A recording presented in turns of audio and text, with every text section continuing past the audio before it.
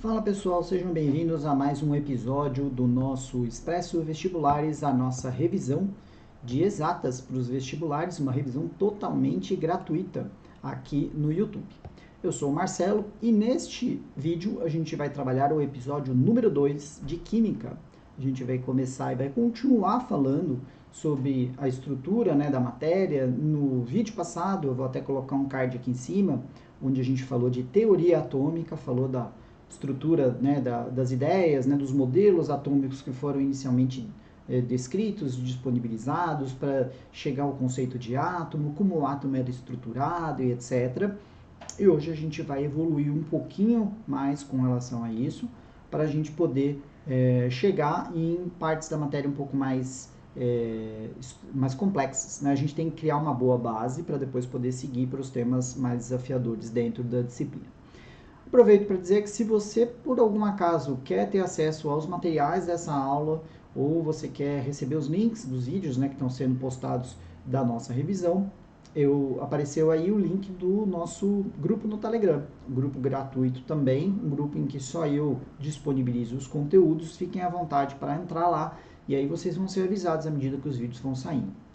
Se vocês quiserem curtir e seguir o nosso canal também, vai ser bom, você vai receber as notificações de que os vídeos foram liberados, mas o grupo no Telegram permite que você tenha esse acesso aos materiais de aula de uma maneira mais tranquila, tá bom?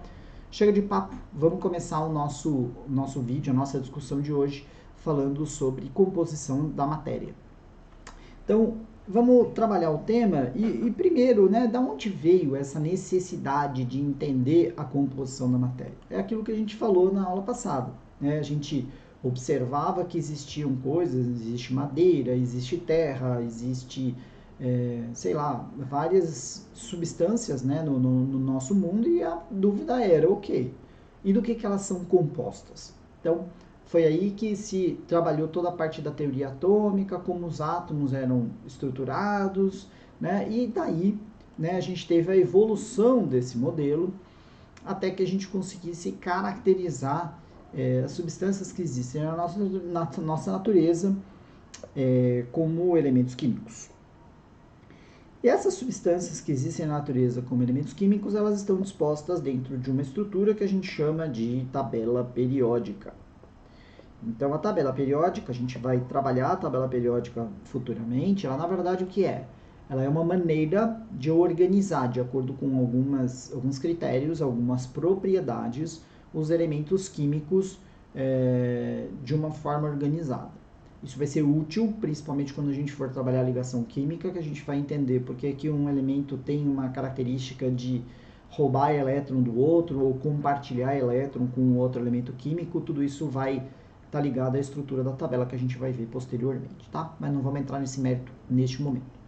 Então, dentro dessa lógica, a gente tem o que a gente chama de espécies químicas.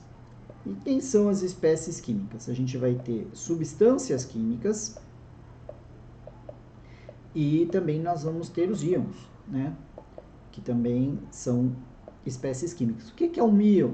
Um íon é um elemento químico que acabou perdendo ou ganhando elétrons, ou seja, um átomo no estado fundamental, a gente falou disso na aula passada, ele é um elemento, do ponto de vista de carga elétrica, com uma carga total zero.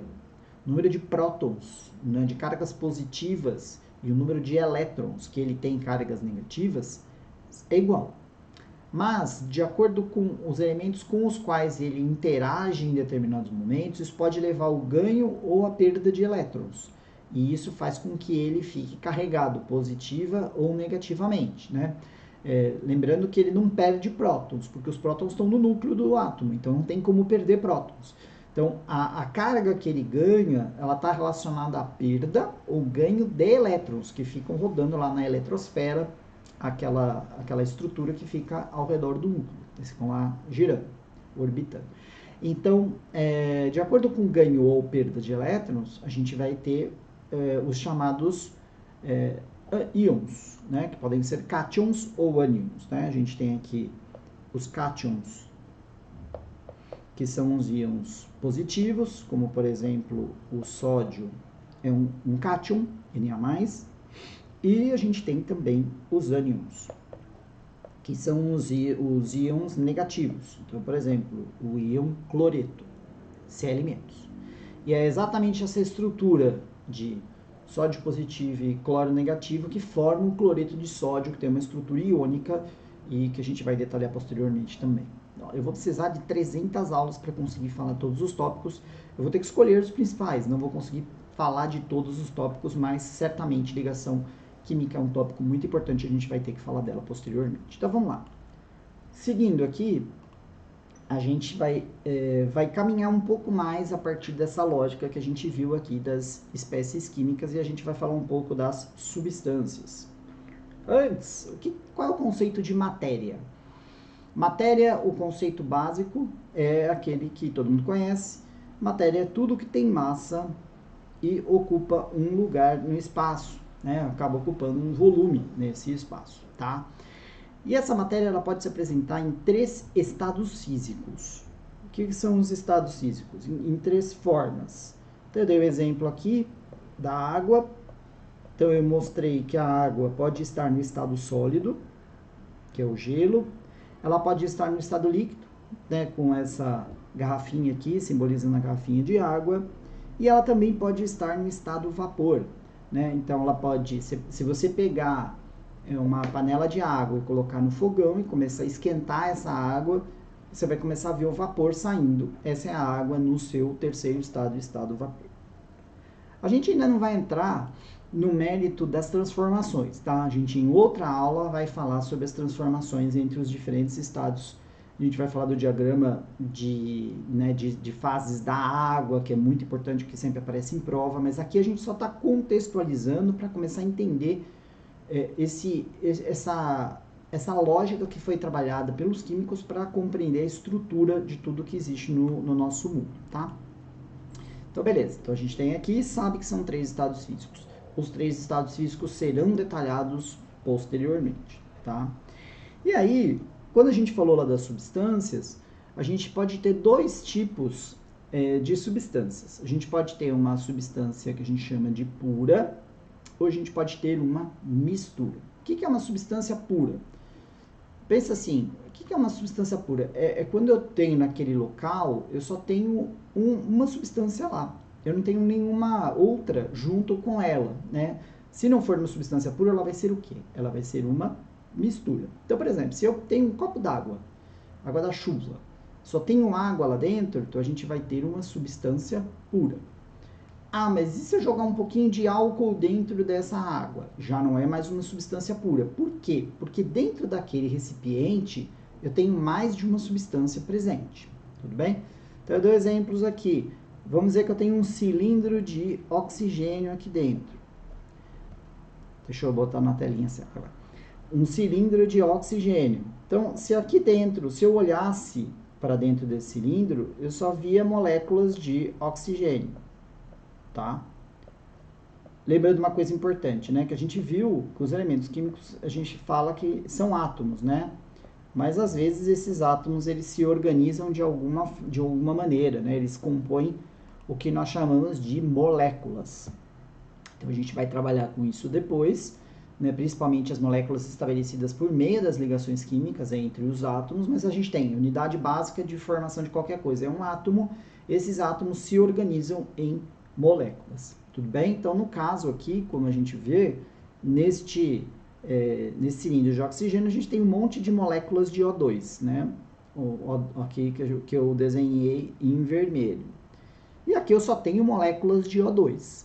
Então, nesse caso, eu tenho uma substância pura, tudo bem? Beleza.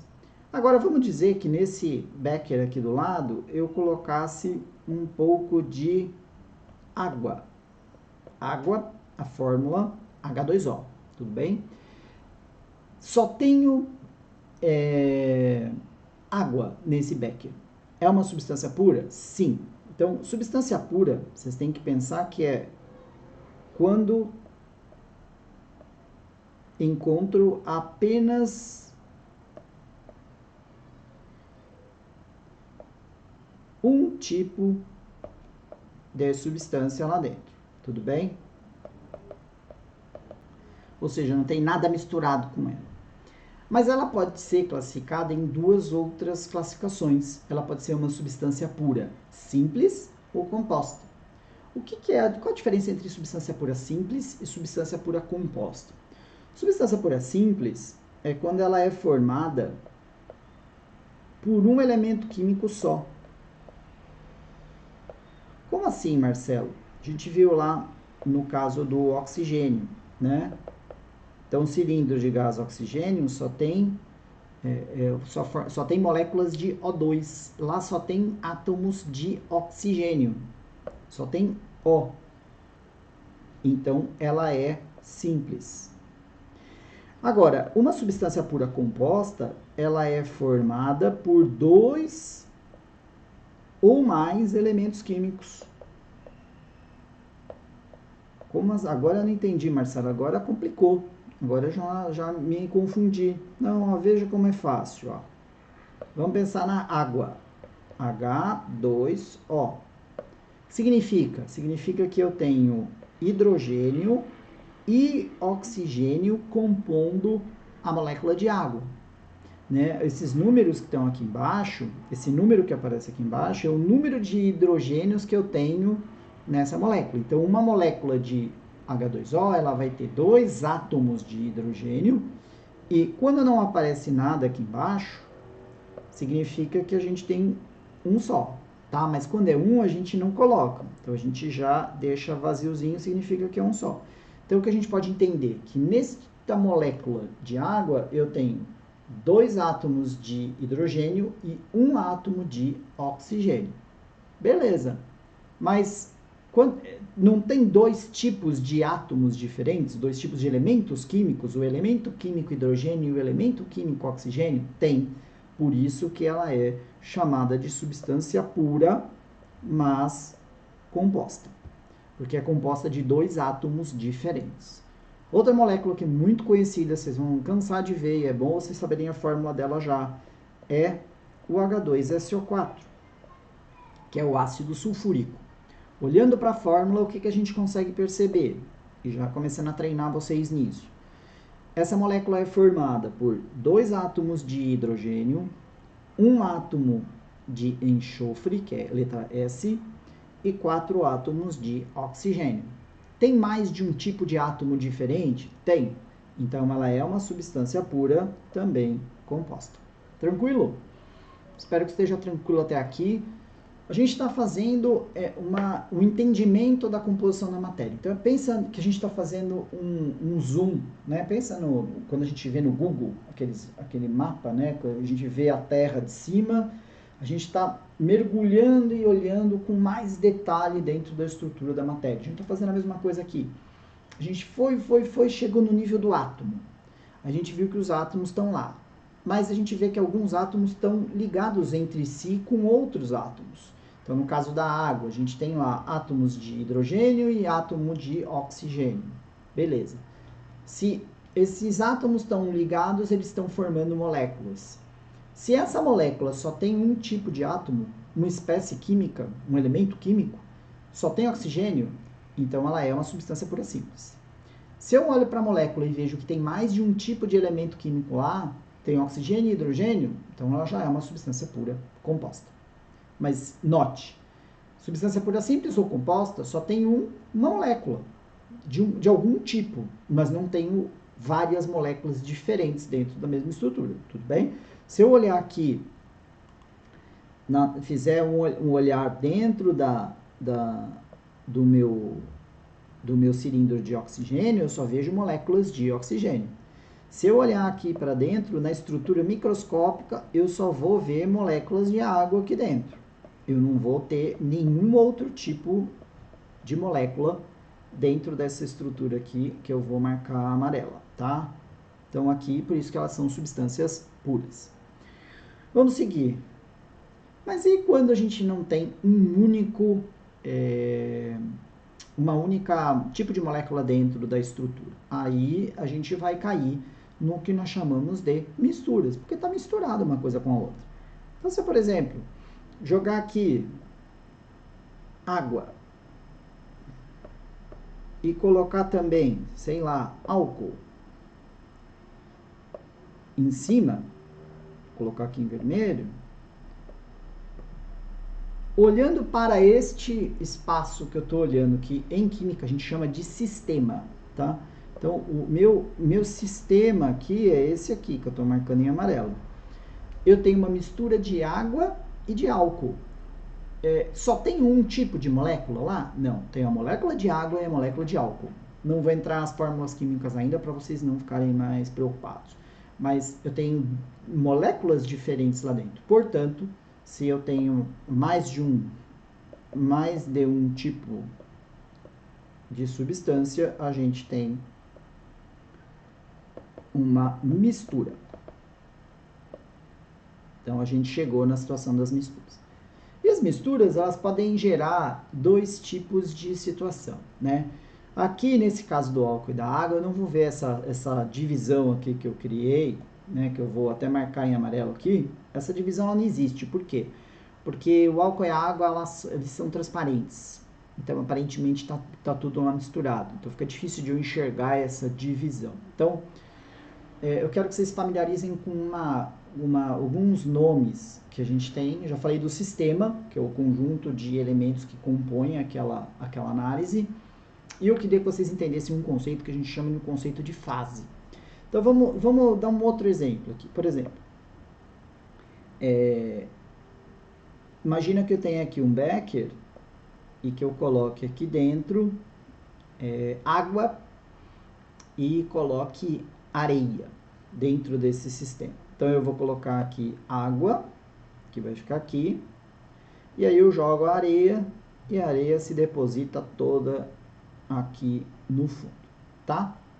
Então, eu tenho areia aqui, e eu tenho água em cima, né, em toda a superfície. Quando eu olho para essa estrutura, quando eu olho para esse sistema, eu consigo ver pedaços, duas regiões dentro dessa estrutura. Então, olhando aqui, ó, por exemplo, nesse becker, eu consigo ver uma região aqui, que é essa região onde eu tenho um sólido que está aqui embaixo, que é a areia, que eu marquei de amarelo, e eu tenho uma outra região que é onde eu tenho a água aqui preenchendo o outro espaço.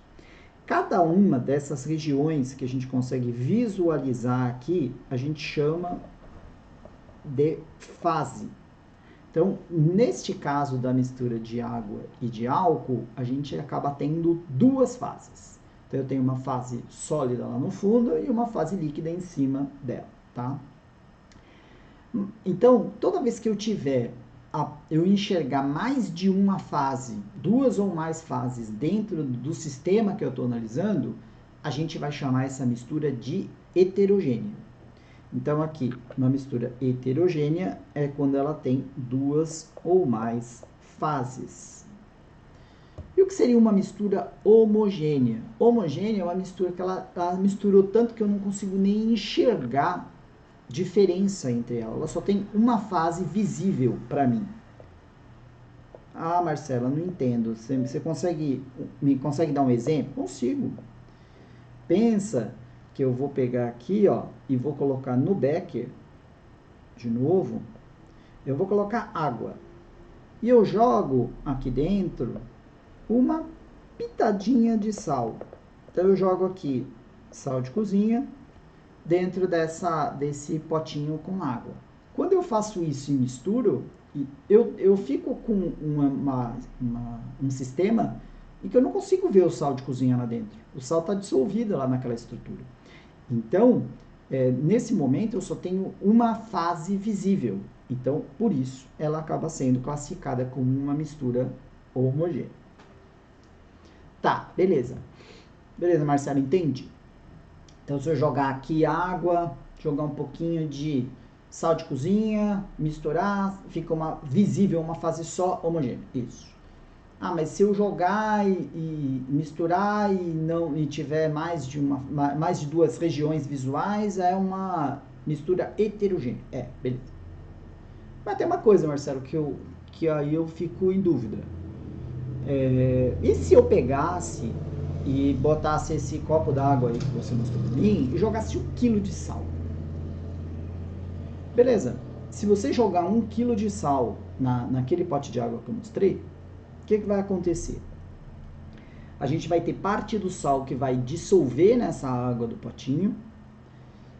E uma coisa que a gente vai ver mais pra frente é que a água ela dissolve uma determinada quantidade de sal de cozinha. Depois de um determinado limite que eu coloco de sal de cozinha, a água não consegue dissolver mais. E o que vai acontecer com esse sal? Ele fica no fundo do pote.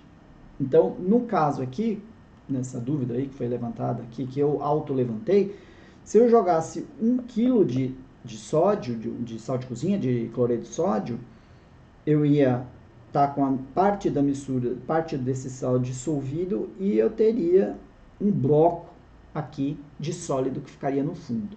Esse bloco aqui do fundo, a gente chama isso de corpo de fundo. Também aparece muito em prova esse tipo de coisa. E aí ela passa a ser uma mistura heterogênea.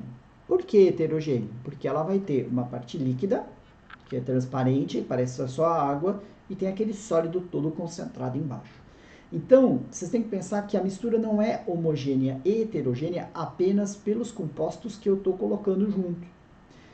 Nesse caso, no primeiro exemplo, eu tinha água e sal de cozinha, joguei só uma pitadinha e desapareceu e ficou homogênea. No segundo exemplo, eu joguei 1 kg de sal. Não dissolveu tudo, uma parte ficou embaixo, virou heterogênea. Então, a gente vai depender, vai ter mistura homogênea ou heterogênea, não só como função das substâncias que eu estou colocando, mas também da quantidade dessa substância que eu coloco lá dentro. Se eu misturar, por exemplo, um copo de água e jogar um monte de bolinhas de ferro lá dentro, ela não vai dissolver, em qualquer situação ela vai ser heterogênea, tá? Mas eu quero que vocês tenham esse raciocínio. Vocês parem e falem assim, não é porque água e sal de cozinha dissolve que vai virar homogênea. Depende da quantidade de sal que eu vou colocar nessa mistura, tudo bem? Mas nesse caso são misturas, porque eu tenho substâncias diferentes lá. Eu tenho moléculas de água e tenho estruturas iônicas de sal de cozinha, de NaCl, dentro dessa estrutura, tá? Dentro dessa mistura. Por isso que não é uma substância pura, como a gente viu no slide anterior, tá? E aí é exatamente o que eu ia fazer aqui, né? Na verdade, eu acabei fazendo no slide anterior. Eu tinha me programado para fazer essa lógica. Então, se eu misturo, por exemplo, aqui água e álcool, eu só vou ter uma fase visível, então ela acaba sendo uma mistura homogênea. E se eu coloco, por exemplo, água e óleo, eu vou ter duas fases diferentes. E aí a gente vai ter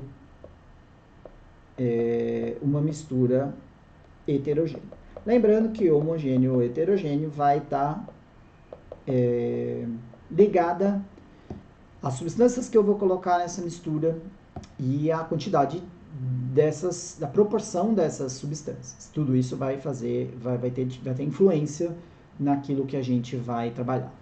Um tema que é interessante, que vai precisar de uma outra aula posteriormente, que eu não sei se eu vou conseguir encaixar no ritmo, né? Porque aparece muito, é como fazer separação de misturas, homogênea e heterogênea. Vou ver se eu encaixo aqui uma aulinha para poder mostrar para vocês como fazer esse tipo de separação, que muitas vezes aparece nas provas. E é bom vocês terem essa referência também.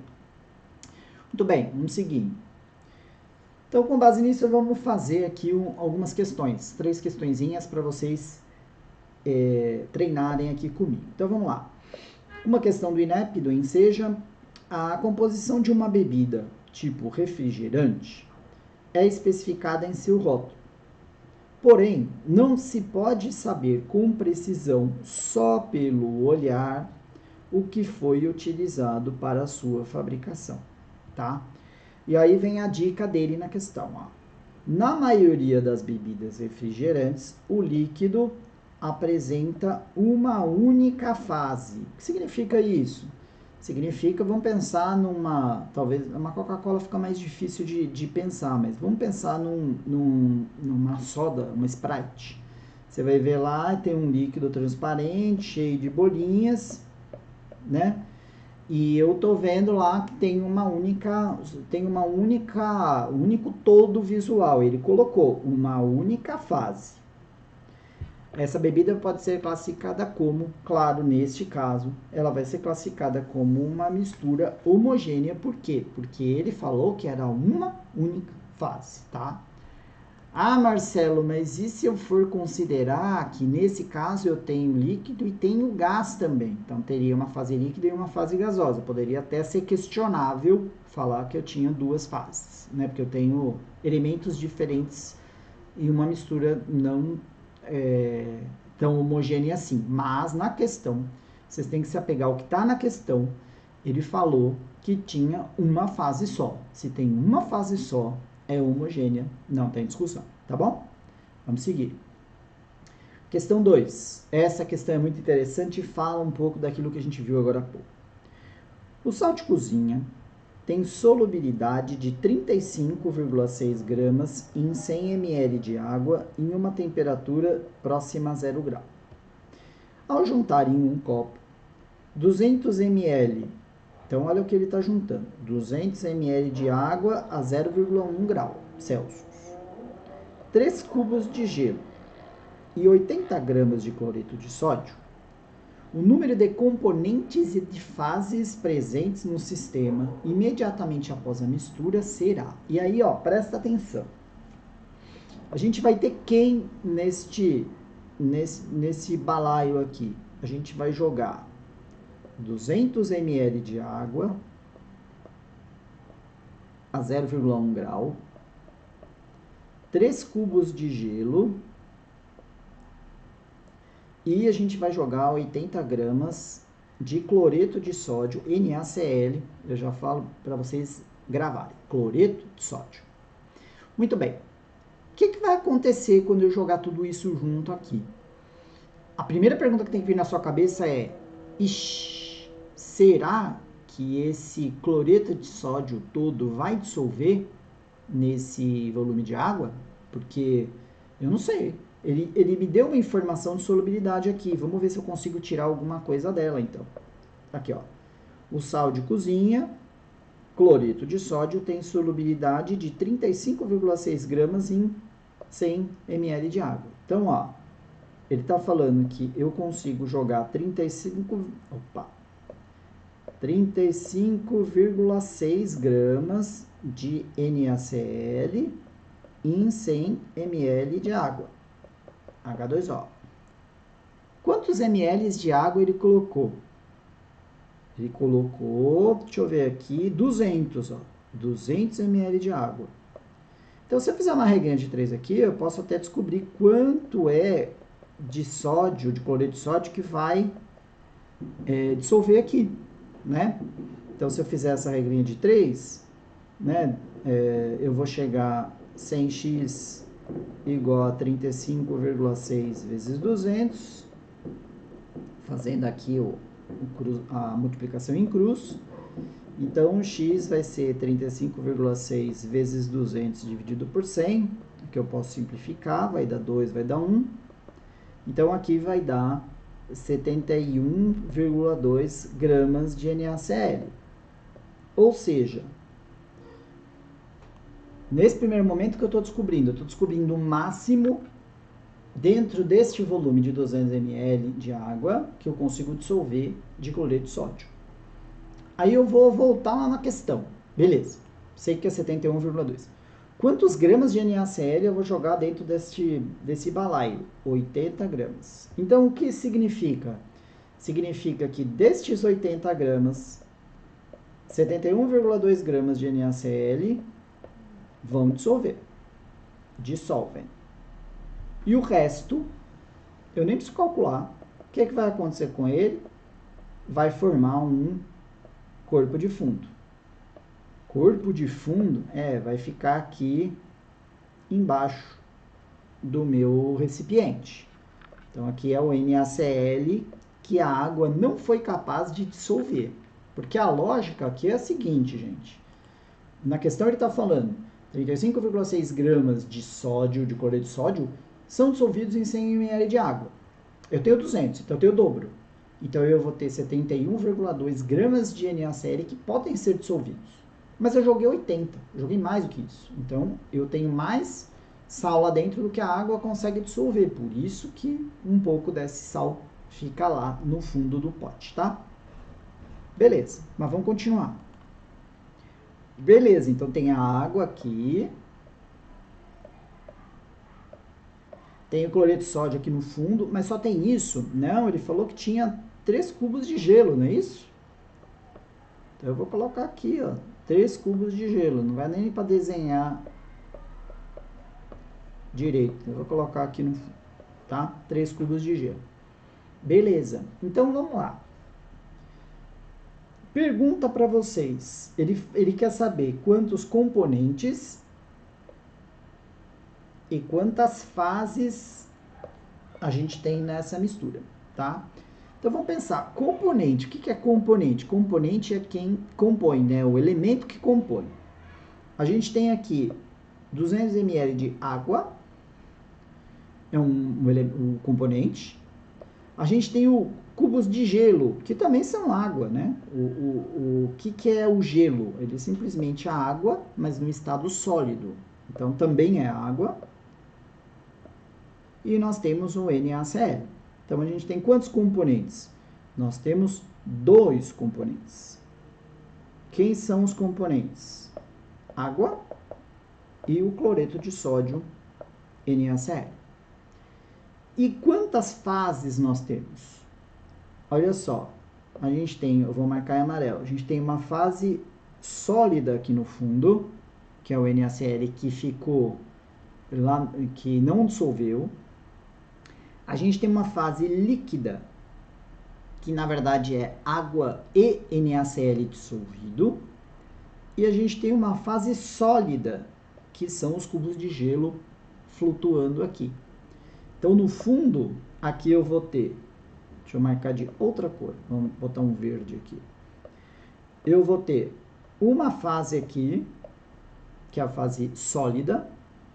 A segunda fase aqui, que é uma solução, é água mais cloreto de sódio dissolvido, e eu tenho uma terceira fase, que é a fase sólida do gelo. Portanto, nós temos 3 fases. Então, eu tenho água no estado sólido, eu tenho uma solução, água mais NaCl, e eu tenho uma fase de NaCl sólido, que é o meu corpo de fundo. Portanto, nós temos 2 componentes e 3 fases, portanto, a alternativa correta é a letra C. Estou tentando fazer devagar a questão, na hora da prova você vai fazer mais rápido, mas é para você entender a dinâmica e entender como eu construo o raciocínio. Você vai devagar, vai entendendo, tá? Beleza? Chega e a resposta sai. Beleza? Vamos seguir. Terceira questão, do vestibular da Universidade Estadual de Minas Gerais, fala o seguinte: uma amostra de determinada substância foi submetida a aquecimento. As mudanças de estado físico desse material são representadas pelo desenho a seguir. E aí a gente pode até fazer o seguinte: ele não falou qual é a substância, vamos pensar que é a água, para facilitar. Então aqui era um sólido, gelo, aí virou água líquida, e aqui é o vapor, tá? As mudanças de estado físico são representadas pelo desenho. Nesse processo constata-se que na passagem de... E aí, é uma coisa importante que eu queria reforçar aqui com vocês, né? Que é a característica que cada estado físico tem, né?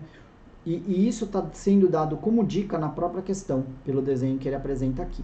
Por quê? Porque no estado sólido, o que acontece? No estado sólido, a gente tem os átomos muito próximos uns dos outros. Se eu estou mais próximo um do outro, eu não tenho muito como me mexer. Então, o nível de vibração dos átomos e das moléculas é muito pequeno. Quando eu vou para o estado líquido, e aí no sólido eu tenho uma dificuldade maior de mudar a forma, né? Pensa num cubo de gelo. Você consegue apertar o cubo de gelo para ele ficar do jeito que você quiser, maleável? Não. Então, pelo arranjo, a gente vai trabalhar isso depois, fica mais difícil de eu mudar a forma dele. No estado líquido, o que eu tenho? Átomos e moléculas com um espaço maior entre eles, ó. Então, esses átomos ou moléculas, eles têm mais espaço para fazer os seus movimentos. Eu tenho um movimento deles, né, de interação entre as partículas maior. Eu tenho uma frequência de movimentos maior. No gasoso, mais ainda, porque eu tenho um espalhamento ainda maior e eu tenho essa mobilidade ainda maior. Então, à medida que eu vou caminhando do sólido para o gasoso, as partículas têm mais energia e estão se movimentando mais, tudo bem? Pega a água lá, você não consegue ver movimento nenhum lá dentro da água, né? Fazendo só um exemplo visual para você entender a lógica. Quando você vai aquecendo, o que acontece? Você vê as partículas, meio as bolinhas saindo, o vapor se movendo, o vapor saindo da panela. Isso é o grau de agitação das moléculas. À medida que eu caminho nessa direção, o meu grau de agitação das moléculas acaba aumentando. Tudo bem? Muito bem. E aí ele começa. Na passagem de líquido para gasoso, ocasiona uma diminuição da densidade da substância. Então pensa o seguinte, ó. Nessas passagens aqui, de sólido para líquido e líquido para gasoso, ainda que as moléculas estejam mais afastadas e tudo mais, a massa da substância não muda. Então, se eu tinha uma massa M aqui no gelo, se eu não perdi nada, a massa ela se conserva ao longo do tempo. Então, como é que eu calculo densidade? A densidade, também veremos depois nas propriedades das substâncias, é a massa dividido pelo volume. Ele fala, quando eu passo de líquido para gasoso, o que está acontecendo? Ó? A massa é a mesma. Então, eu vou fazer aqui, ó, sei lá, o líquido ocupa um volume aqui, e aqui o gás ocupa um volume bem maior do que o volume do líquido na situação anterior. Por exemplo, um vapor de água, a água que está dentro da panela pode ocupar toda uma cozinha, porque o vapor ele acaba ocupando muito mais espaço do que o líquido. Então, o que acontece? Como a densidade é massa sobre volume, se eu aumento o volume, quando eu passo de líquido para gasoso, o que acontece com a densidade? Se eu aumento o volume, mesma massa, entre líquido e gás, eu estou dividindo uma mesma massa por um número maior, então a minha densidade vai ficar menor, que é exatamente o que ele falou aqui, e essa é a alternativa correta. Então, quando na passagem de líquido para gasoso, eu tenho uma diminuição da densidade da substância, porque eu aumento o volume, a massa é a mesma, então a densidade vai acabar diminuindo. Vamos ler as outras. Líquido para gasoso, ocorre uma diminuição do movimento das partículas. É o contrário. No momento que eu vou do líquido para o gasoso, eu dou mais espaço para as moléculas se mexerem, dou mais energia para elas se mexerem, porque eu estou aumentando a temperatura, então a agitação das moléculas aumenta. Essa está errada. Sólido para líquido, aumenta a organização das partículas. Pelo contrário, no sólido as partículas estão bem posicionadas e não mudam de posição. No líquido elas já começam a ter um espaço maior e elas já não ficam tão ordenadas como no sólido. Portanto, essa também está errada.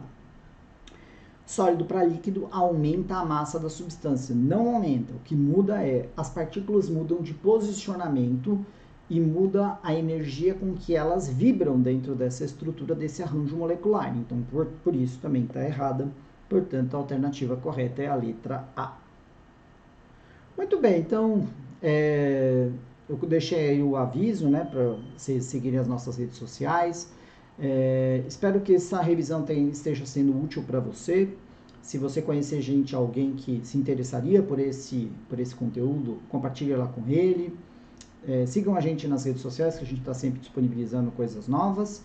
E se você tiver dúvidas, coloca aí nos comentários. Eu não entendi essa parte, vai ser um prazer eu poder responder ou até gravar um vídeo para complementar um aspecto que você colocou e que a gente não tratou aqui. Então é isso. Vamos seguir, né, gravando os materiais. Bons estudos para vocês e até a próxima aula. Valeu!